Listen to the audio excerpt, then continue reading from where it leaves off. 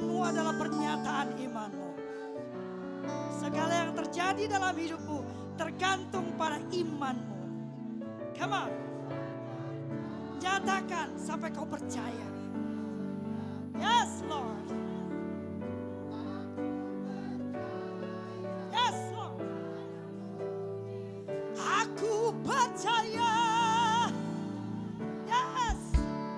Ada mujizat. Mari Bapak Ibu. Aku percaya Tuhanku dahsyat. Perbuatan ajaib telah dikerjakannya. Come on. Ha, ha. Kami percaya. Aku percaya ada mujizat. Aku percaya. Perbuatan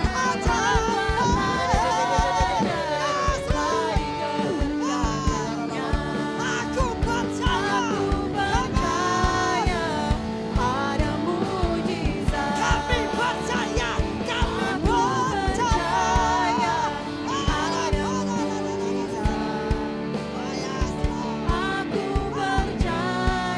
percaya Tuhanku dahsyat. Perbuatan ajaib telah dikerjakannya. Aku percaya ada mujizat. Aku percaya ada mujizat. Sekali lagi. Aku percaya ada mujizat.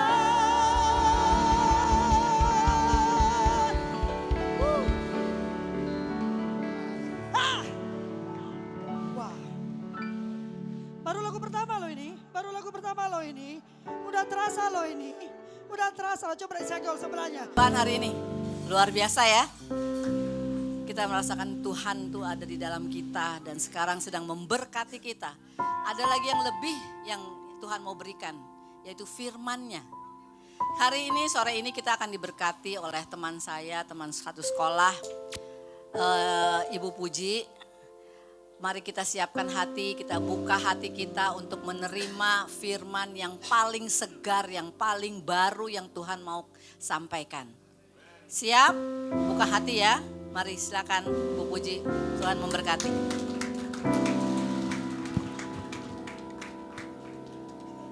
Silakan duduk Bapak Ibu sekalian. Shalom. Ada sukacita? Amin. Kurang keras. Tuhan suka dipuji dan disembah. Ya, shalom sekali lagi Bapak Ibu sekalian. Apa kabar? Luar biasa. Perkatakan saya orang yang disayang Tuhan. Saya orang yang diberkati Tuhan. Saya adalah orang yang sudah dibenarkan satu kali di hadapan Bapa karena iman percaya kita kepada Yesus. Siapa yang percaya Yesus? Tetap percaya Yesus? Meskipun banyak sekali sekarang serangan-serangan, pengajaran-pengajaran sesat. Betul? Jangan sampai terombang-ambing ya Bapak Ibu sekalian, rugi kalau kita meninggalkan Tuhan Yesus. Ya Pak? Oh betul sekali, iman harus tetap teguh. Oke, di atas batu karang yang teguh. Oke, ya. Oke, Bapak Ibu sekalian, tadi sudah diperkenalkan, nama saya Puji Andriani.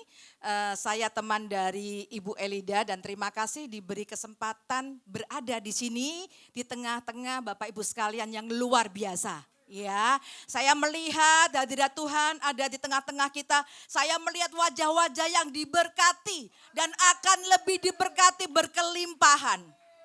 Oke. Dan ini sebentar ya, saya akan menyampaikan. Ini saya juga surprise dengan tadi satu lagu pujian, sekali Yesus, selamanya Yesus. Kok sama ya dengan tema yang saya ambil? Ya, ini enggak janjian.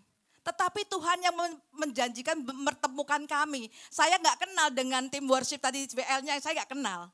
Tetapi Kenapa saya pilih ini? Ini sebetulnya pilihan judul atau materi yang sudah saya ubah. Sebelumnya saya nggak mengambil materinya bukan ini. Ya, tetapi Tuhan taruh sesuatu dalam diri saya, gantilah gitu kan. Jangan yang terlalu mainstream. Katanya. Sorry apa ya?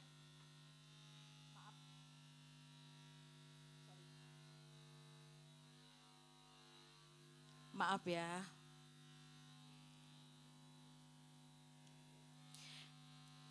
Sebentar, ini biasa ya, terjadi.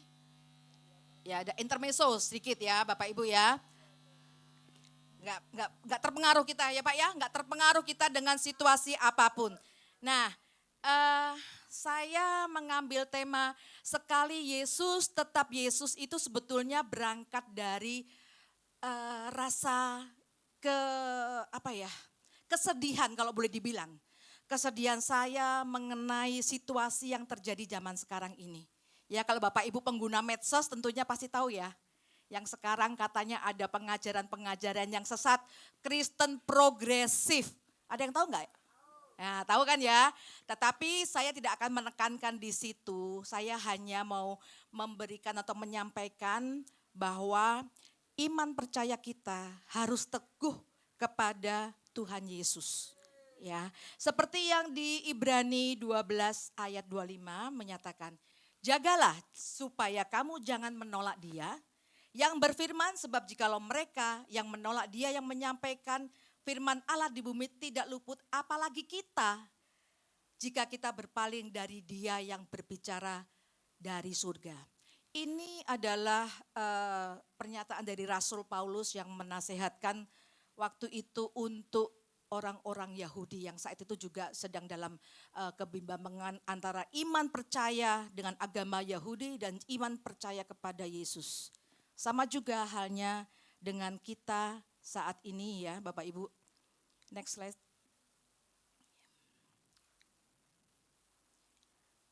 Nah, kalau kita sebagai pengikut Yesus, seharusnya kita memiliki pondasi keimanan yang kuat. Sama seperti kayak orang membangun rumah. Kebetulan saya arsitek dan kalau saya membangun rumah yang paling saya pikirkan adalah pondasi.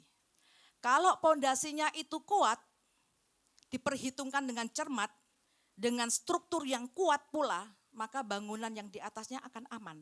Nah, itulah dasarnya kita sebagai orang Kristen juga. Kita harus memiliki pondasi kekristenan yang kuat. Apa itu namanya pondasi kekristenan? Kalau mungkin ya di luaran sana ada yang ngomong A, B, C, D, E atau apalah gitu ya. Kita sebagai orang Kristen harus menyadari bahwa pondasi kekristenan kita adalah satu. Yesus is the center. Yesus itu pusat kehidupan kita. Belum lama kan kita merayakan Paskah. Ya kan, di situ sudah tergambarkan bagaimana yang seharusnya kita tergantung di atas kayu salib, tetapi terjadi pertukaran ilahi. Yesus yang tidak berdosa dijadikan berdosa karena kita. Semua sakit penyakit kita dibawa oleh Yesus. Ya, pergumulan kita dibawa oleh Yesus. Hanya karena apa? Kita ini sebetulnya nggak layak. Tetapi Allah Bapa itu karena saking sayangnya kepada kita, tetapi juga marah karena manusia jatuh ke dalam dosa. Ada penghukuman, ada kasih. Dan kasihnya nggak tanggung-tanggung. Mana ada Bapa yang mau mengorbankan anaknya kecuali Bapa kita. Hanya karena apa? Karena kasih. Kasihnya kepada siapa? Kepada kita. Itulah kalau kita menyadari bahwa seandainya kita memahami bagaimana karya penebusan yang Yesus lakukan di atas kayu salib itu hanya untuk kita manusia yang berdosa, yang tidak layak, seharusnya kita menyadari bahwa diri kita ini adalah orang yang tidak layak tapi dilayakkan. Itulah jadi kalau buat saya pribadi nggak ada jalan lain kecuali Yesus itu adalah sumber atau pusat kehidupan kita. Kalau saya ceritakan banyak sekali kesaksian saya. Dari sepanjang perjalanan kehidupan saya berdiri saat ini di sini juga karena kasih karunia Tuhan. Siapa Puji Andriani? Saya bukan siapa-siapa, tetapi saya menjadi seseorang atau saya menjadi yang luar biasa karena apa? Karena ada Tuhan Yesus dalam diri saya. Segala perkara dapat kutanggung dalam Dia memberi kekuatan kepadaku. Itulah Yesus kita. Begitu juga dengan Bapak Ibu. Pergumulan apapun yang kalian hadapi, ingat fokusnya jangan ke masalah. Fokusnya kepada Yesus, ya. Jangan berharap kepada manusia. Nanti yang ada lagi sakit hati, ya kan? Jangan kita nggak boleh bucin untuk hal apapun, ya. Bukan hanya bucin terhadap seseorang, ya. Tetapi untuk suatu keadaan pun kita tidak boleh seperti itu. Karena apa? Kita nggak bisa mengandalkan siapapun kok. Siapa yang bisa, ya? Manusia tuh pasti banyak mengecewakan kita, sekalipun itu adalah orang yang terdekat dengan kita. Oke, jadi kalau buat saya, mungkin juga buat Bapak Ibu sekalian ya, hanya Yesus yang adalah sumber atau pusat kehidupan. Bayangin kalau sudah pusatnya nggak ada, terus gimana kita?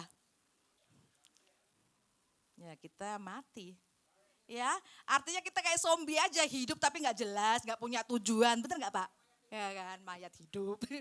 Ya itu ya, jadi kita harus benar-benar menanamkan dalam pikiran kita, dalam jiwa roh kita bahwa hanya Yesus. Itu ya pondasinya kita.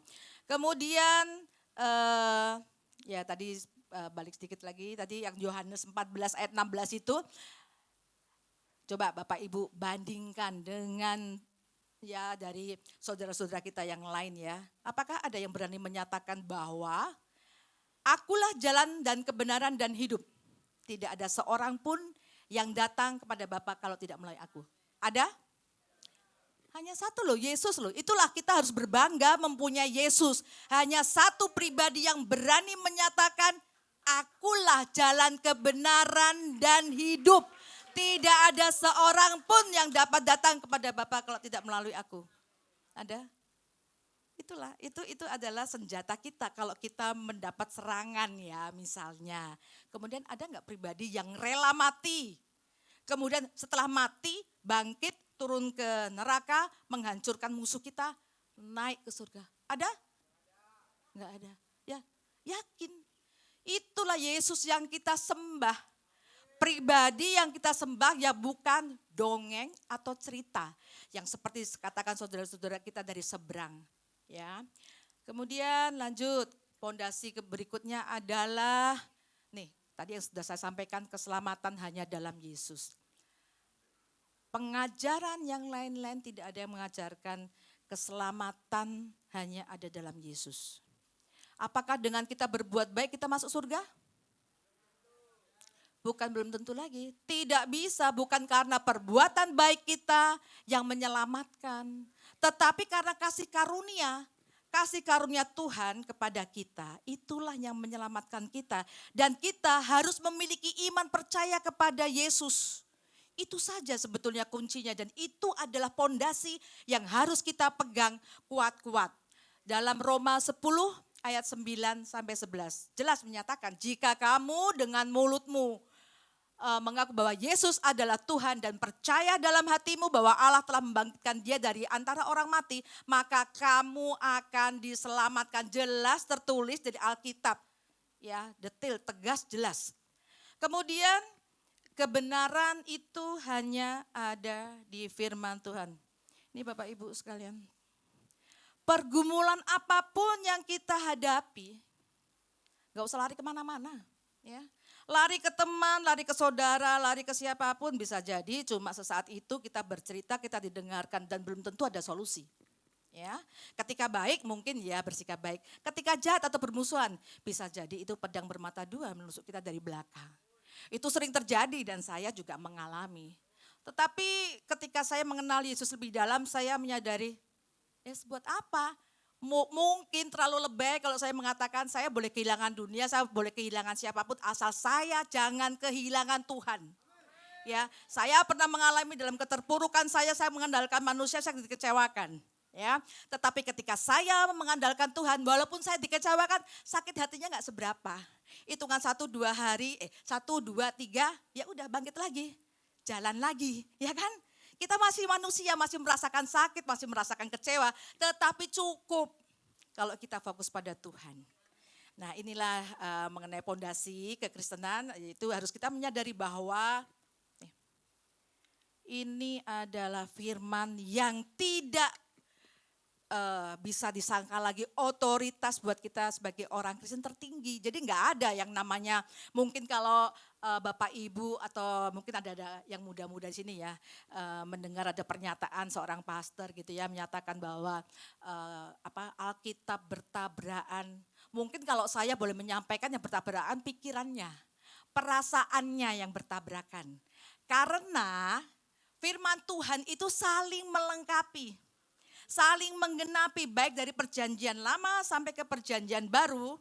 Kalau kita memahami dengan benar, di situ adalah ceritanya Yesus. Dari Kejadian sampai ke kitab Wahyu. Hanya pada saat di perjanjian lama masih belum disingkapkan. Masih dalam cerita-cerita yang terselubung. Tetapi di situ adalah gambaran-gambaran Yesus dan nubuatan-nubuatan yang akan Yesus sampaikan. Nah gitu Bapak Ibu ya. Jadi inilah sebetulnya iman percaya. Saya pengen menggerakkan Bapak Ibu sekalian supaya saat ini kita berada di akhir zaman loh. Zaman now ini kita ada di akhir zaman. Satu hari itu sama juga dengan 1000 tahunnya kita. 1000 tahun buat kita tuh satu harinya Tuhan loh. Ini sudah tahun 2000 sekian. Berarti sudah 2 hari. Ya. Artinya ini adalah saatnya kita harus menjaga keimanan kita, menjaga segala kewaspadaan hati kita. Dan di sini kita harus bertumbuh, terus bertumbuh untuk semakin dekat kepada Yesus. Next slide. Saya kecepatan enggak ya Bapak Ibu kalau ngomong? Karena saya ngomong terus. Nah ini firman Tuhan. Ya, ini kembali lagi saya menekankan kenapa? Ini yang banyak sekali dikotak-katik. Justru banyak sekali dikotak-katik oleh saudara-saudara kita yang lain yang justru mungkin membaca juga enggak gitu kan. Yang enggak pernah membaca tetapi ya membuat ya istilah mempertanyakan. Tapi buat saya sih sebetulnya itu sih sesuatu yang buat saya, kamu sebenarnya tertarik pada firman Tuhan, hanya kamu nggak berani atau malu mengakui. Jadi yang dicari-cari apa? Kesalahan-kesalahan. Yang nggak akan ada kesalahan-kesalahan. Kita belajar untuk membaca, merenungkan firman Tuhan itu tidak hanya ayat per ayat, nggak ada penggalan-penggalan, semua dalam satu rangkaian cerita. Jadi konteksnya harus dibaca penuh, direnungkan benar-benar, sampai kita mendapat pewahyuan bagaimana Tuhan itu berbicara pada kita. Bapak Ibu sadar gak sih kalau firman Tuhan itu, Alkitab ini adalah cara Tuhan berbicara sama kita. Ya. Kalau doa itu adalah cara kita berbicara sama Tuhan. Saya kalau doa bisa curhat dan segala macam. Saya orang yang jarang nangis. Gengsi buat saya kalau nangis di luaran. Tetapi saya gak punya gengsi di hadapan Tuhan. Kalau saya punya masalah seberat apapun ya, masuk kamar, nangis, benar-benar saya cengeng kalau sama Tuhan. Tetapi kalau di luaran ya saya seperti ini kan, mulut saya aja kalau ngomong keras sekali.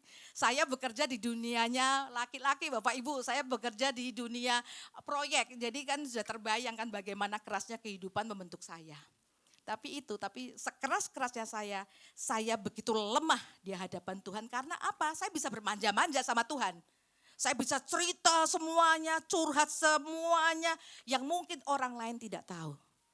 Tetapi bagaimana cara saya bisa mendengarkan suara Tuhan? Ya dengan firman-Nya. Dulu saya sangat susah membaca Alkitab. Alkitab buat saya obat tidur. Karena kalau ngantuk gitu kan susah tidur, begitu baca Alkitab langsung kok liar ketiduran gitu kan. Nah itu dulu ya sebelum benar-benar mengenal kasih karunia Tuhan. Kalau sekarang ya inilah makanan rohani saya. Saya masih terus belajar Bapak Ibu karena buat kita kekristenan itu adalah hubungan ya. Suatu hubungan yang terus harus dibangun sampai kita nanti kembali ke rumah Tuhan. Jadi belajar gak ada waktunya, membaca Alkitab pun juga tidak hanya pada saat ke gereja. Nah inilah kenapa kok jadi penting, karena firman Tuhan itu adalah nafasnya Allah. Ya, dan itu hidup loh. Hidup dari dulu sekarang sampai nanti. Nah, buktinya apa? Kan biasa kan, mana firmanmu, Alkitab itu benar apa enggak, Alkitab itu salah, Alkitab itu bertabrakan. Loh, baca apa enggak? Kalau orang yang membaca, memahami, itu ada beberapa bukti ya. Nubuatan-nubuatan akhir zaman itu sudah ada.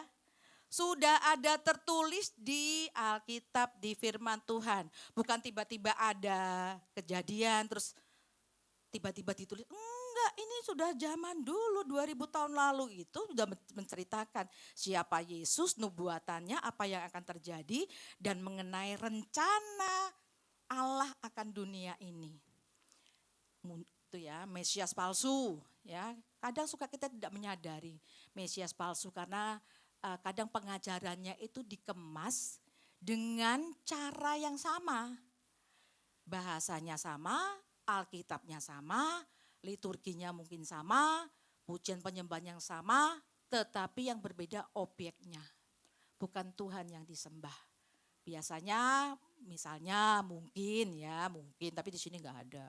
Mungkin pendetanya ya, yang jadi kita mengkultus individukan, mengidolakan si pendeta. Jangan heran Bapak Ibu, saya juga dulu sama, mencari pendeta gitu kan. Khotbahnya mungkin malah enggak gitu kan. Salah. Kita harus mencari Tuhan, Tuhannya dulu yang dicari gitu ya. Dan dari situlah kita akan mendapat pengenalan dan pewahyuan mengenai siapa Tuhan kita dan bagaimana kita di dalam Tuhan. Nah ini ada beberapa ya, tadi mengenai perang. Nah nih peperangan di mana-mana, belum lama terjadi nih sekarang. Bapak Ibu tahu nggak kalau mengikuti berita Iran nyerang Israel. Percaya nggak Israel itu bangsa yang terpilih, ya bangsa yang terpilih. Jadi yakin dan percaya Tuhan itu melindungi Israel, itu janji yang tidak pernah bisa dicabut oleh Tuhan. Tuhan itu bisa melakukan apapun, tetapi ada juga Tuhan tidak bisa melakukan. Ada loh Tuhan tidak semuanya bisa melakukan. Tahu nggak Tuhan tidak bisa melakukan apa? Tuhan tidak bisa mengingkari janji. Tuhan tidak bisa melupakan kita. Tuhan tidak bisa berbohong. Itu nggak bisa. Tuhan hanya bisa mengasihi. Dan karena kudusnya itu, maka kalau dosa ya dihukum. Ada konsekuensinya, tapi tetap Tuhan mengasihi. Tetap mengasihi. Itulah Tuhan kita ya. Kemudian ada gerakan antikristus, kemudian ada LGBT ya. Ya saya harus menyatakan kebenarannya. Bahwa Tuhan hanya menciptakan Adam dan Hawa, bukan Adam dengan Eko atau Hawa dengan Evi atau siapapun. Tidak. Ya, itu jelas di Alkitab juga jelas tertulis ada. Kebenaran memang kalau dinyatakan kadang sakit ya. Sakit. Tetapi itulah kebenaran. Kalau kita tahu kebenaran dan kita tidak menyampaikan pun juga kita juga bersalah atau berdosa. Oke, lanjut. Nah, kemudian ini karena kita posisinya di akhir zaman, banyak sekali pengajaran sesat ya yang tadi saya sampaikan mengenai Kristen progresif. Intinya begini loh Bapak Ibu, kita nggak membahas itu Kristen progresif ya, nanti Bapak Ibu bisa mencari tahu sendiri. Dan kalau Bapak Ibu sudah membaca firman dengan benar, dan saya rasa di sini kan bacanya Alkitabnya kan sudah berulang-ulang kali gitu ya, itu sudah luar biasa sekali ya, bahwa kalau Kristen progresif itu menolak otoritas Alkitab. Kemudian meyakini bahwa keselamatan itu tidak hanya dalam Yesus. Ya, coba Bapak Ibu pikirkan sendiri lagi aja deh ya. Dan tidak percaya adanya surga atau neraka. Dan justru kalau orang baik, orang sudah berbuat baik, dimasukkan ke neraka itu adalah sesuatu hal yang salah atau ganjil. Ya. Selain itu, selain Kristen progresif, ada juga ini ancamannya. Yaitu ancaman biasanya timbul di dalam lingkungan gereja. Misalnya ya yang tadi saya sebutkan. Itu contohnya dulu waktu Musa naik ke Gunung Sinai karena lama bangsa Israel marah kan. Akhirnya membuat apa? Patung lembu emas. Ya itulah berhala. Nah berhala itu hati-hati, berhala itu di gereja-gereja sekarang juga sudah banyak. Ya Bapak Ibu, hati-hati sekarang.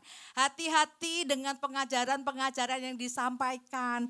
Hati-hati dengan kiri kanan. Hati-hati kalau kita sudah mulai punya rasa iri. Ya, fitnah, gosip. Nah, ke gereja nanti itu ya pakainya, mobilnya baru. Terus ada lagi, waduh bajunya bagus. Yang dilihat malah bukan lagi hadirat Tuhan atau firman, tetapi adalah siapa? Siapa kita supaya kita dipandang? Itu berhala. Nah itu yang harus kita hati-hati dan banyak sekarang di kalangan gereja-gereja pun seperti itu. Hati-hati kita jangan sampai terlena untuk hal-hal seperti itu. Jangan sampai mereka yang merasa nyumbang paling besar harus diperhatikan. Tapi di sini nggak ada ya, semua sama memberikan hatinya untuk Tuhan. Kemudian membaca firman dan merenungkan. Oh, ternyata ini dalam sekali. Dulu saya paling susah membaca ya karena memang saya nggak hobi baca. Apalagi sekolah di Keris ya. Aduh, PR-nya banyak banget harus baca gitu. Saya tidak suka baca, tidak suka nonton juga. Nggak suka nonton. Jadi pengajaran lewat mana ya mau nggak mau kita memaksakan diri kita. Penundukan diri kita itu adalah yang paling utama. Karena dari ketaatan kita, dari kedisiplinan kita, mau menundukkan diri kita di hadapan Tuhan, itu adalah kemenangan kita untuk maju lebih dalam ke dalam Tuhan. Perlu merenungkan karena apa? Jadi ini ibaratnya gini, kalau kita membaca, sekedar membaca nih Bapak Ibu ya, mungkin bisa nih dari Kejadian sampai Wahyu, membaca. Ya, membaca itu ibarat kita mengumpulkan informasi, ngapalin informasi di otak. That's it. Cukup, coba di situ saja. Tetapi nggak tahu. Tetapi kalau kita terus merenungkan siang dan malam, artinya kita minta tuntunan Roh Kudus, duduk diam, penundukan diri, tutup semuanya celah, baik handphone sekalipun dimatikan. Karena biasanya ada terdistract gitu ya, tiba-tiba ting tong, Shopee gitu kan, apa sale kayak gitu kan, itu mengganggu kita. Apalagi nanti ada tukang jualan lewat, itu benar-benar ke distract. Jadi memang kita harus menundukkan diri kita pada Tuhan, duduk diam, merenungkan. Karena dengan perenungan ini dan pewahyuan dan tuntunan Roh Kudus, kita akan mendapatkan pewahyuan. Ibaratnya kita akan nanti mendapatkan sesuatu yang mungkin hari kemarin, oh kok beda ya dapatnya ya. Itu adalah pewahyuan dan nanti kita akan bertransformasi menikmati yang namanya kehidupan seperti di pinggir aliran sungai yang tidak pernah kering, terus diairi gitu kan, bertumbuh, pohonnya tumbuh subur, hijau. Itu adalah orang yang mendapatkan kelimpahan berkat karena perenungan firman Tuhan. Tuh. Kemudian, nah ini nomor 4, menjadi pelaku firman. Gampang nggak menjadi pelaku firman? Susah, benar ya, susah. Ketika kita mengampuni orang yang menyakiti kita, gimana? Aduh nggak mau, tadi disampaikan ya. Wah gengsinya udah keluar gitu kan. Saya nggak salah. Tetapi ya itulah, pikul salib ya. Diciptakan segambar serupa sama Yesus ya mau nggak mau. Seperti apa Tuhan Yesus disesah seperti itu. Saya kalau nonton film apa ya, Passion of Christ ya. Waduh, saya mungkin kalau dada saya nyesek itu sampai benar-benar merasakan sakitnya sakit ya. Yang nggak bersalah dibuat salah, dihinakan, ditelanjangin, dipermalukan dan disalibkan. Nah itu perasaan seperti itu yang terus kita harus memaafkan, mengampuni, itu adalah teladan Yesus. Dan hanya Yesus yang mengajarkan, ampunilah orang yang melakukan atau menjahati kamu. Berilah pipi kirimu kalau kau ditampar. Jangan pipi kiri kita ditampar, kita nonjok pakai ya pipi kanan, jangan. Itu kita sama dengan dunia. Kita bukan dari dunia Bapak Ibu. Agak susah memang ya kalau kita mempraktekkan karena kita bukan berasal dari dunia. Tetapi itulah tujuan penciptaan Tuhan. kepada diri kita adalah menjadi segambar serupa dengan Yesus untuk menggenapi rencananya di dunia. Oke, next slide. Nah ini, saya senang loh waktu pertama kali masuk ke tempat ini. Lagunya aduh benar-benar worshipnya luar biasa sekali ya. Pengerja-pengerjanya itu benar-benar saya orang yang jarang memuji ya. Tolong jadi jangan dipikir-pikir ya saya lebay saya berdiri di sini ya. Enggak, saya orang yang jarang memuji tetapi saya harus melakukan apresiasi atau memuji kalau itu memang benar-benar layak dipuji dan itu untuk kemuliaan Tuhan. Itu luar biasa sekali ya. Berkomunitas di sini dengan hati masing-masing hati yang penuh penyembahan kepada Tuhan itu menyenangkan hati Tuhan. Ya, mungkin mulut kita ketika kita menaikkan pujian dengan perasaan yang hancur ya, karena pergumulan, waduh nanti mau makan apa, aduh utang besok belum dibayar, aduh apalagi, banyak sekali. Semua di antara kita pasti punya masalah. Dan hanya yang Tuhan yang tahu. Dan di sini tempatnya kita untuk datang kepada Tuhan menyatakan, Tuhan ini aku, ini hatiku, aku hanya bisa memberikan persembahan yang terbaik dengan pujian dan penyembahanku. Itu yang Tuhan mau. Dan ini adalah komunitas yang bagus ketika kita berkumpul dengan orang-orang yang memiliki hati yang sama tertuju pada Yesus, maka iman kita akan bertumbuh, hidup kita akan diubahkan, kita akan mendapatkan transformasi yang luar biasa dan kelimpahan berkat akan turun atas kita semuanya. Kita responi Bapak Ibu, karena berkat itu sudah disediakan oleh Tuhan. Jangan cari berkat, jangan minta berkat, cari sumber berkatnya. Berkat sudah disediakan, tinggal kuncinya adalah respon. Mau nggak ngambil? Ya kan? Ibarat kita kalau ditraktir, misalnya saya dengan Kak Shelit, saya ditraktir makan, ya kan? Wah hidangannya banyak, tetapi cuma silakan makan. Iya terima kasih. Ayo dimakan. Iya terima kasih. Apakah saya kenyang? Ya, kenyang angin. Nah itu sama halnya ketika Tuhan sudah menyiapkan berkat. Ini anakku, berkat sudah aku sediakan. Kamu bergerak dong. Gunakan imanmu. Gunakan imanmu untuk merespon, untuk mengambil berkat yang sudah disediakan oleh Tuhan. Anak Tuhan tidak ada yang tidak diberkati. Semuanya diberkati. Semuanya. Perkatakan dengan imanmu kalau sekarang kau pun masih belum melihat. Gunakan iman ilahi. Gunakan iman di mana Tuhan sudah menyembuhkan. Tuhan sudah menyelesaikan. Kadang kita gak sabar Bapak Ibu. Kok sakitku belum sembuh. Padahal sama ketika Tuhan mengutuk pohon ara. Mati nggak pohon aranya? Mati, tetapi yang terlihat matinya pelan-pelan. Ketika kita sudah merespon, terima kasih Tuhan, aku sudah menerima berkat-Mu, aku sudah menerima kesembuhan-Mu, itu sudah kita terima. Tinggal kita melihat proses. Waktunya Tuhan bukan waktu kita. Kairosnya Tuhan adalah kairosnya Tuhan, bukan kairos kita. Oke, jadi Bapak Ibu saya pengen meneguhkan iman percaya kita semua ya, termasuk saya juga, bahwa ketika Tuhan ada dalam kita, tenang dan percayalah. Rest, bahasanya rest. Lakukan bagianmu, aku akan melakukan bagianku. Jadi begitu, kalau sama Tuhan, Tuhan bukan satpam kita, ya kan? Tuhan bukan kasir kita. Tuhan adalah mitra kita. Gitu. Jadi kita perlu ada upaya untuk melakukan sesuatu.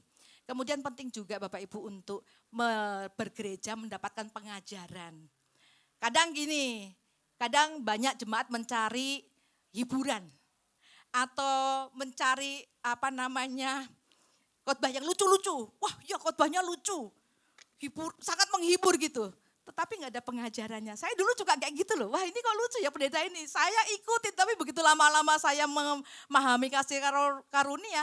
Wah saya bukan lagi mau makanan susu. Saya harus makanan keras supaya iman saya bertumbuh dan saya menjadi dewasa rohani. Nah itu jadi kita harus mendapatkan susu juga. Hiburan juga perlu. Tapi kita juga mendapatkan makanan keras. Antara kebaikan dan pengajaran kita harus balance. Gitu ya. Oke lanjut. Terus, nah ini saya membacakan saja. Ini sekarang situasi kita ada dalam peperangan rohani ya, Bapak Ibu ya. Peperangan kita tahu ya, bukan melawan darah dan daging, tetapi melawan penguasa-penguasa di udara. Dan ingat ya, iblis itu tinggal sedikit waktunya. Jadi dia berusaha bagaimanapun menjatuhkan iman kita. Next slide. Nah ini kita harus bertumbuh.